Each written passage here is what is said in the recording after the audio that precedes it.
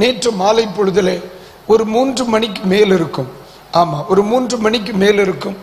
அம்பாசமுத்திரம் பக்கம் அந்த ரூட்டில் நான் வந்து கொண்டு இருக்கும் பொழுது ஆக்சிஸ் பேங்க்லேருந்து எனக்கு ஃபோன் பண்ணி, சார் நாங்கள் ஆக்சிஸ் பேங்க்லேருந்து ஃபோன் பண்ணுறோம், நீங்கள் தோத்திரம் கடன் படுவதற்கு உங்களுக்கு இவ்வளோ லோன் கிடைப்பதற்கு நீங்கள் எலிஜிபிளாக இருக்கீங்க, இன்கம் டேக்ஸில் நீங்கள் எலிஜிபிளாக இருக்கிறீங்க, நீங்கள் தோத்திரம் உங்களுடைய டாக்குமெண்ட்டை கொடுத்தீங்கன்னா நாங்கள் வித்தின் 24 ஹவர்ஸில் உங்களுக்கு ஹெல்ப் பண்ண போகிறோம். அல்லேலூயா. ரொம்ப நல்லா இருக்குது. சில நினைக்கிறேன், ப்ளீஸ் பாஸ்டர் ஏதாவது வாய்ப்பு இருக்கா அப்படின்னு. தோத்திரம் அந்த வாய்ப்புக்கு வாய்ப்பே இல்லை.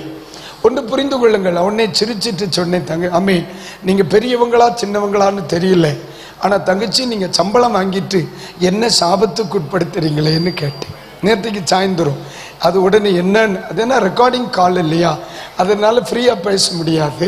அப்போ உடனே அவங்க சொன்ன, என்ன சார் எம்மா தோத்திரம் கடன் படாதிருங்கள் என்று பைபிள் சொல்லுதுமா, நான் ஒரு பாஸ்டராக இருக்கேன், நீ கடன்தாரேன்னு சொல்லி என்னை மோட்டிவேட் பண்ணி ஆண்டவருடைய வேதத்திற்கு முன்னால் என்னை கடனாளி ஆக்க பார்க்குற பார்த்தியா, சாரி சார் வைக்கிறேன்ட்டா. மோட்டிவேட் பண்ணுறாங்க இல்லை, நம்மளை கடன் படுகிறதுக்கு மோட்டிவேட் பண்ணுறாங்க இல்லை.